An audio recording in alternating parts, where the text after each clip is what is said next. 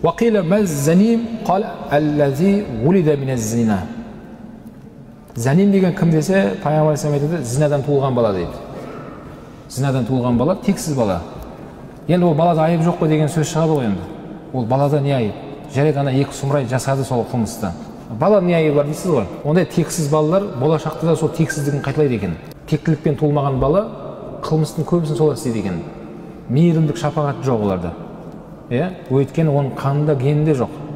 Бауырлар, міне адал некенің қарайтын болсақ, адал некенің адамға қосатын, қоғамға қосатын үлесі өте көп екен. Адал некемен туылған балалардан анау айтқан көп қателік шықпайды екен. Бәрі тегіне қайтып тұрады ғой. Адамгершілік, ұят болады. Жарайды, қоя салайық деген нәрсенің бәрі текті балалардан шығады. Ал ұят болу, ондайды айтпа деген бәрі Құдай сақтасын тексіз балалардың сөзі екен. Тексіздік. Зінақордан туылған балада ертең Құдай сақтасын одан да асып кеткен көп күнә істейді екен сол.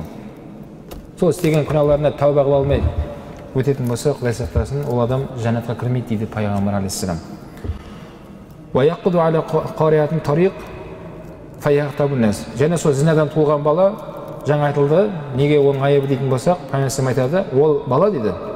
Сол ауылда жүріп, ауылдың арасында, адамдардың арасында ғайбатшы, сол адам сол бала болады дейді. Зінадан туылған бала ғайбатшы жігіт болады екен, Құдай сақтасын. Қыз болсын, бала болсын. Ғайбат деген не деп айтты жаңа елде? Адамның сыртынан сөйлеу. Жұмыста да бір артынан сөйлеп жүреді, көршінің сыртынан сөйлеп жүреді, ағасының артынан сөйлеп жүреді. Ол ненің кесірінен? Зінадан туылғандықтан.